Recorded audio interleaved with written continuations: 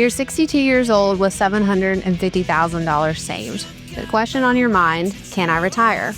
In this episode, Jim Martin and myself, Casey Bibb, will break down the numbers, the trade-offs, and the must-do steps to help you figure out whether you can walk away from work and what life could look like if you do. Spoiler alert, it's not just about the dollars, it's about the plan. So let's get ready to make retirement great. You know, Casey, when someone asks, hey, I've got $750,000, I've got $1 million, I've got $2 million, I've got $5 million, we've heard it all before. Can I retire? The answer is always, it depends. Right. It completely depends. But we're going to break down an actual case study that our firm went through recently and walk you through the numbers. And it doesn't really matter if you have $750,000 or 1.5 or 3 or 4. At the end of the day, you can apply some of the same math, some of the same logic to your plan. But before we get started, my name is Jim Martin. I'm a financial planner and the founder of Martin Wealth.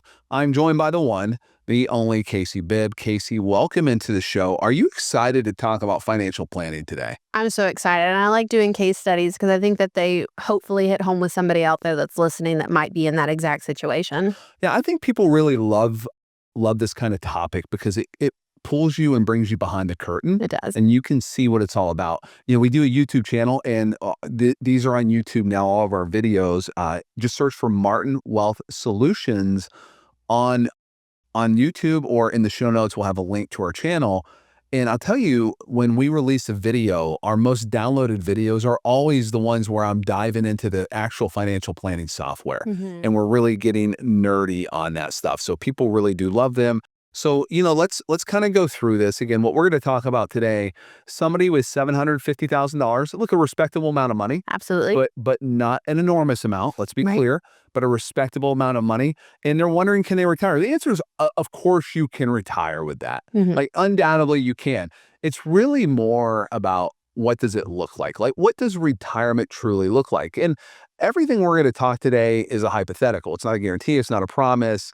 We're not going to have every variable. We're not going to cover every variable. We're not going to leave every stone unturned because, again, this will be a 3-hour episode. Financial planning takes time. So, Casey, let's get into it. Yeah, let's do it. So $750,000, like you said, it's a great start. The real question is going to be, what do you need that money to do? Not what dollar figure you need. What do you need the money to do? So it's not just about how much you have. It's about how much you spend. What is your dollar figure that's going to give you the standard of living and the retirement dream that you have always dreamed about? Your health, your housing, your lifestyle, your longevity, all that matters and has to be taken into consideration. And Social Security timing is definitely going to be a major factor. So a pro tip, a good plan doesn't just give you a yes, you can retire or no, you cannot retire. It shows you the trade-offs and it's going to help you make more informed decisions moving forward. Yeah, it really does. It's like the client that reached out to us. This one right here, this is an actual real life client, right? So they reached out, they're married, they have $750,000. They talked to Linwood Freyer on our team. Linwood is one of our all-star advisors. So look, we have an incredible team of planners, and Linwood is as sharp as they come, you know, finance grad from Virginia Tech. He's very sharp. Yeah, sharp guy. And, you know, this was the question. Hey, I want to retire. I'm 62. I'm a little nervous. Am I going to run out of money? What does retirement look like?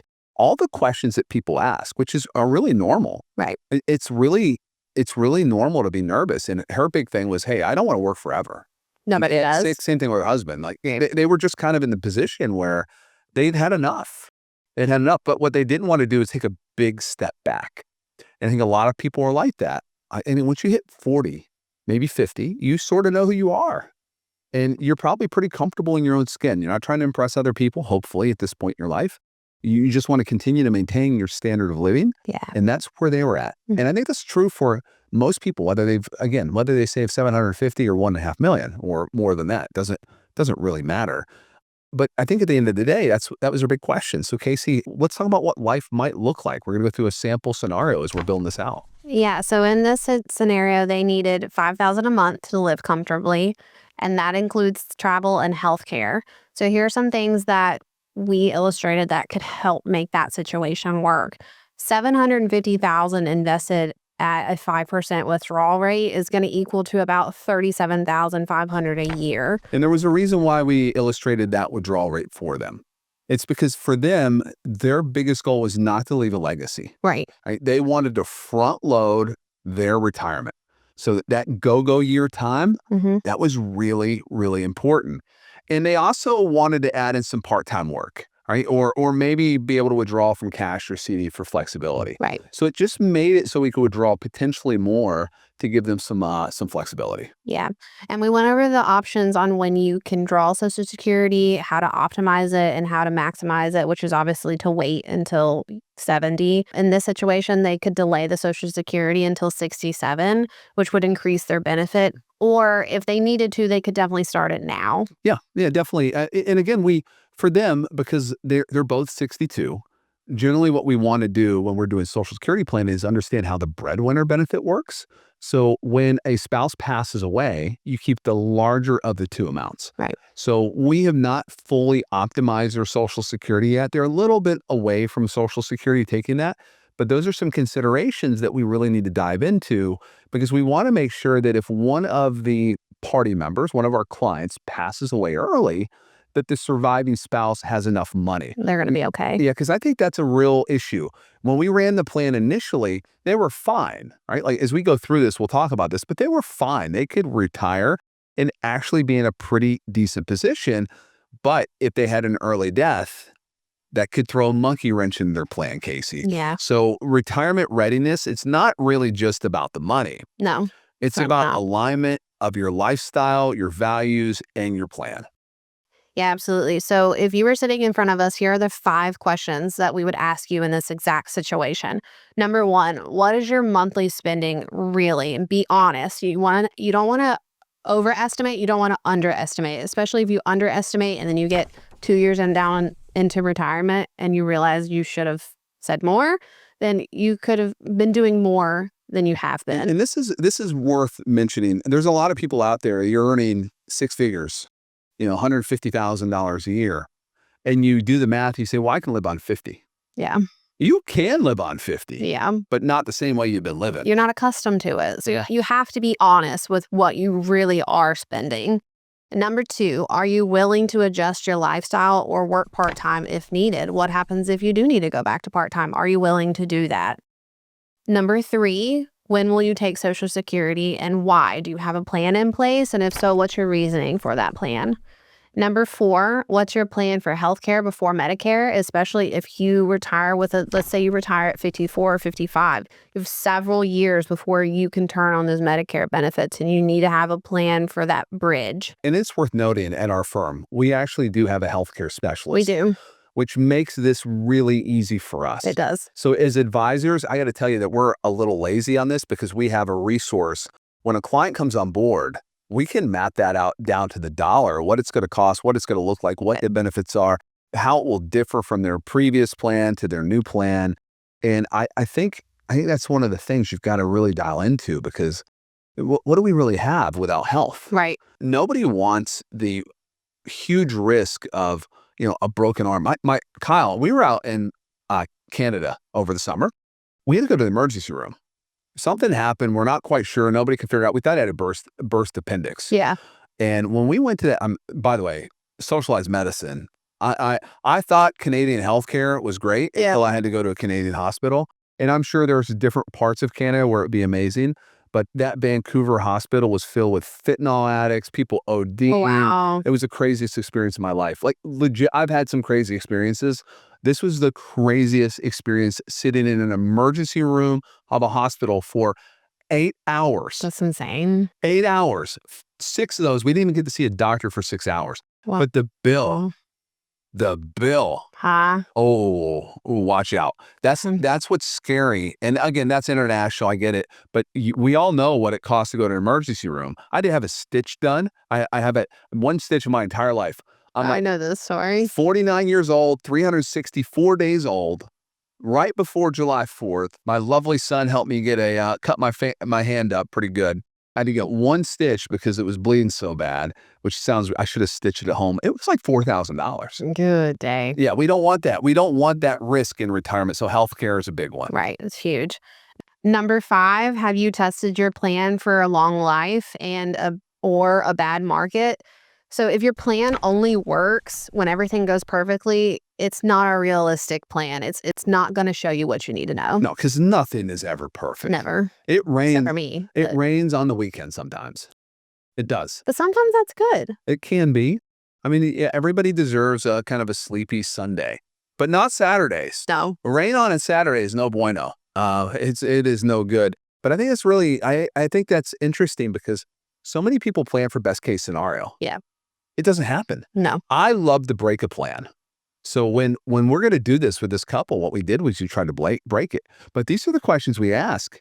We really need to know spending. It really starts with that. Gotcha. You can't build an income plan without understanding how much you need. No. And obviously there's other questions we ask, like what's your risk tolerance? What are your goals? What are the things you want to do? Like what all of these different things. Yeah. But these are the important things to ask if maybe you're in a position where maybe you've not undersaved, but you know it might be tight. You've really got to get detailed and dialed in on this, right? Yeah, without a doubt. So if 750 is what you have, especially in this situation, then we want to make it work like a million. We want to let it do some heavy lifting for you. We do. And we do that by focusing on the levers you can control, right? There's only a certain amount of things you can control. You can control, let's talk about it. You control how long you work, right?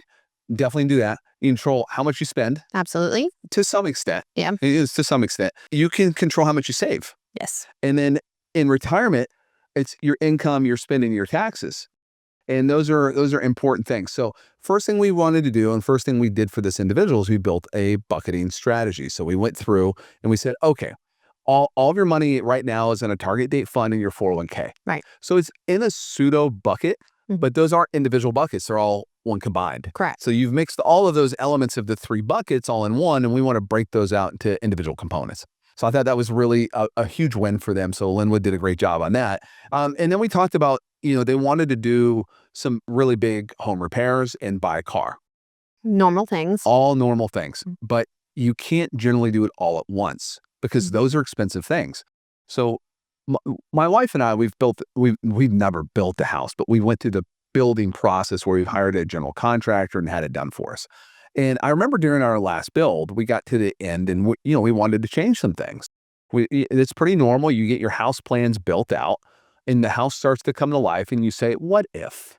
I wonder if we should change this. Yeah. And I remember we were sitting down at breakfast one morning as we're contemplating the things that we wanted to ask. Cat was our builder. He's a cool guy. I don't think he listens, but Cat, we love you.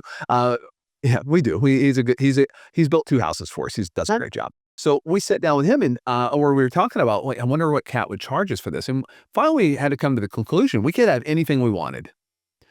We just couldn't have everything. Yeah, you say that to me a lot. It's the truth for all of us. So I think you might need to delay some of those big expenses as you're thinking about. For this individual, normally we would want to consider Roth conversions and things like that, but they were not overfunded for retirement.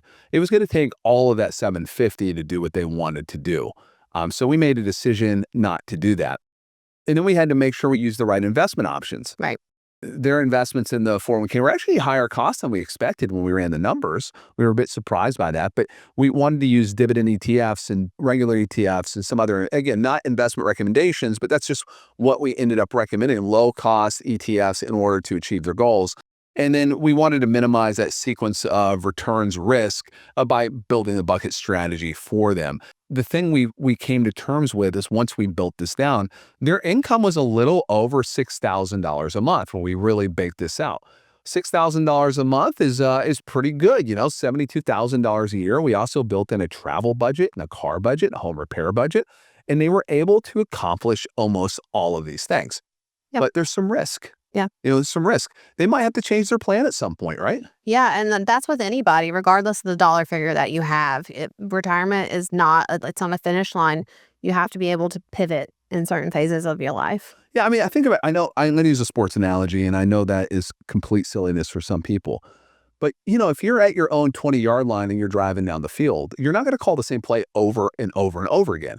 You're going to call different plays based on the circumstances, based on what the defense is showing you, whatever that is. That's true of life. Think about it like driving. Sometimes you got to push the brakes and swerve out of the road. Yeah. Not out of the road, but out of the way, rather. I think that's really important as you're beginning to think about your retirement plan to know that it's just not this like beautiful thing that never changes. Right. And it actually could get better. Yeah. This is one of the really cool things with this market we've had over the last 10 to 15 years. We've seen a lot of people's retirement trajectories change Yes. because their asset values have increased so much. So much. What was a $500,000 retirement, 5 years ago is now $1 million. It's a good thing. Yeah, it really is. Now, obviously, inflation exists, and that's taking its bite out of it. I don't know about you. Inflation growing at 7 or your 401k growing at 22, I'll take 22 all day long. And I think when we're thinking about retirement planning, it really works. But here's the thing. Here's the one thing that we learn about every retirement plan. It's all custom. Absolutely. There's no cookie cutter approach. And there shouldn't be. Because people's goals and objectives and everything they want to do is different, right? So different. Well, my goals are completely different from your goals. Your time horizon's completely different from mine. So everybody you meet is completely different. Yeah, so I think the answer to this question about retiring is it's not so much can you make it happen. You likely can. Yeah. It's just what it's going to look like. And I think when they sat down with our team the first time, they didn't have really a clean idea of what retirement looks like. Now what this couple's doing, they're dreaming. Like okay, I've got X dollars every month.